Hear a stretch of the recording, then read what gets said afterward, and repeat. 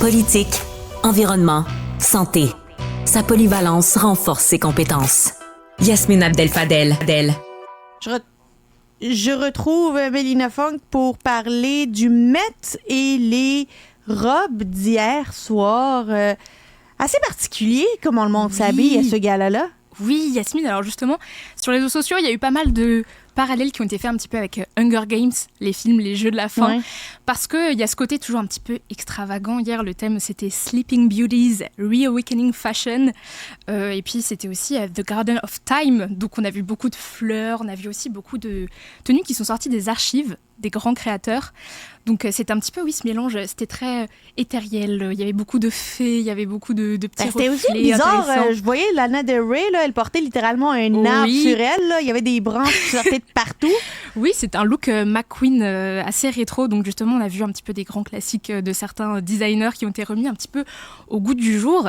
Et puis effectivement, ce côté Hunger Games qui était aussi souligné sur les réseaux sociaux par rapport au fait que hier, au même moment, il y avait une attaque d'Israël sur Rafah, donc un des derniers bastions de la résistance palestinienne, si on peut dire ça comme ça. Donc il y avait un petit peu ce parallèle d'un côté où tous les regards étaient tournés aux États-Unis sur les starlets d'Hollywood, les chanteurs, les musiciens. Et d'un autre côté, on avait cet événement la richesse du monde et le désespoir humain le plus total.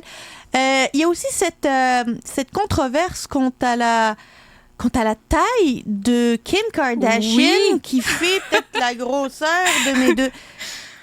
elle s'est fait enlever des côtes. Comment elle a fait ça? Parce que moi, je veux avoir son secret. Là. C'est quoi qu'elle a bu? Là? Qu'on vienne pas me dire le vinaigre de cycle de pomme, là, ça marche pas cette affaire-là, je l'ai essayé. C'est vrai que Kim Kardashian, chaque année, elle fait parler avec son corps. Hein, c'est quand même assez malade. L'année dernière, elle avait perdu des dizaines de kilos pour pouvoir rentrer dans la robe de Marilyn Monroe. Oui. Cette année, on la voit avec une taille rikiki, qui, je pense, est dû à un bon corset bien solide.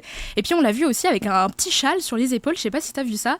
Alors, on ne sait pas trop si c'était fait exprès, parce qu'il y a des théories comme quoi c'était pour faire, qu'elle vient de se réveiller du lit, parce que le thème, c'est Sleeping Beauties, donc voilà.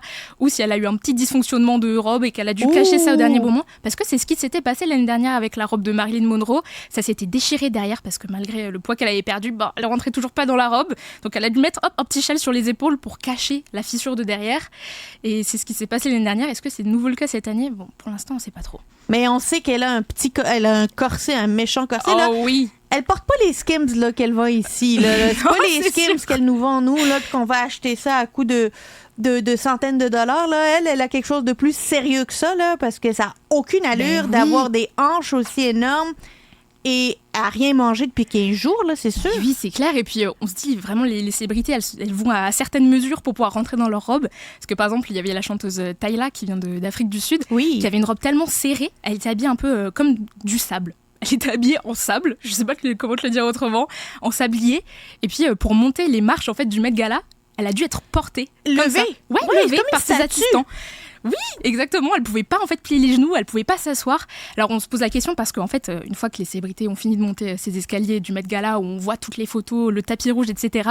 En fait, ils entrent dans une salle pour faire un dîner parce qu'à la base, le Met Gala, c'est ça, c'est un gala de charité qui va en fait les personnalités qui sont invitées, elles payent un certain montant pour pouvoir accéder au gala et ensuite ce montant il est reversé au musée de la mode de New York. Donc en fait, le fond, c'est un dîner. Mais comment est-ce qu'elles font pour s'asseoir, pour manger? C'est sûr qu'elles mangent pas, là? Mais non. Ouais, c'est sûr que Kim Kardashian n'a pas mangé. Si elle avait mangé, ne serait-ce qu'une bouchée, on l'aurait vu sortir de son ventre. C'est sûr. C'est pour ça qu'il y a certaines stars qui optent pour des tenues un petit peu plus décontractées, comme Doja Cat, qui est venue avec juste un t-shirt mouillé. Beaucoup lui moins compliqué pour manger, tu sais. On a vu aussi Sarah Jessica Parker, tu sais, l'héroïne dans Sex and the City. Qui était avec une robe, disons, elle pouvait manger, il n'y avait pas de problème, là, il y avait un gros... c'est ça. Il y avait de l'espace. Ben oui, il y a beaucoup de célébrités qui viennent un petit peu cacher leur baby bump quand elles sont enceintes, tu sais. Parfois, elles veulent le cacher un petit peu, alors elles jugent de ce genre de stratagème, donc forcément, ça doit aussi marcher avec les bébés de nourriture, là, une fois que t'as bien mangé. Moi, j'ai pas reçu d'invitation, toi, t'en as pas reçu une? Non, pas pour l'instant. Pas pour l'instant, mais à ce qui paraît, ils n'ont pas le droit de cellulaire. À l'intérieur du dîner, donc ils peuvent pas se prendre en photo. C'est pour ça qu'on voit jamais de selfie du Met Gala. Les seules photos sont celles sur le tapis rouge. Ça a créé finalement une sorte de réputation d'un gala qui est mythique et quand on reçoit l'invitation, on y va. Ben oui, c'est un peu le Super Bowl des jolies filles. Le Super Bowl des jolies filles, le Super Bowl des robes bizarres. Et même des hommes, là, ils portaient des... Il y en a un, on dirait, qui est sorti avec... qui était chez son tailleur, puis qui n'a pas fini son costume, puis qui est sorti avec, je me rappelle plus, je connais pas le nom. Oui, c'est Bad Bunny, le rappeur espagnol. Je te crois sur parole. Qui nous a fait ça. Mais au moins, il a essayé, parce qu'il avait un peu des fleurs sur son costume. Alors qu'on peut se le dire, les hommes au Met Gala, souvent... Ça pêche. Au moins les femmes, même si c'est pas toujours joli, elles essayent, alors que les hommes c'est souvent juste un tuxedo noir et puis c'est leur femme qui sert d'accessoire. Là. C'est bien dommage. Mais c'est souvent ça, on le voit aussi dans les Oscars, les femmes qui, pauvres elles, on va leur dire qui vous a habillé aujourd'hui, qui vous a coiffé, qui vous a quel bijou. Puis les hommes, c'est votre femme est où? Oui, c'est ça.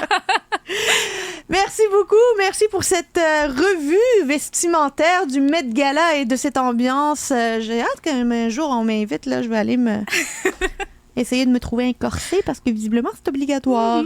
C'est donc tout pour moi aujourd'hui. Merci à toute l'équipe de recherche et de mise en onde, aux invités et aux chroniqueurs. Je vous retrouve pour ma part très bientôt pour un autre épisode sur Cube.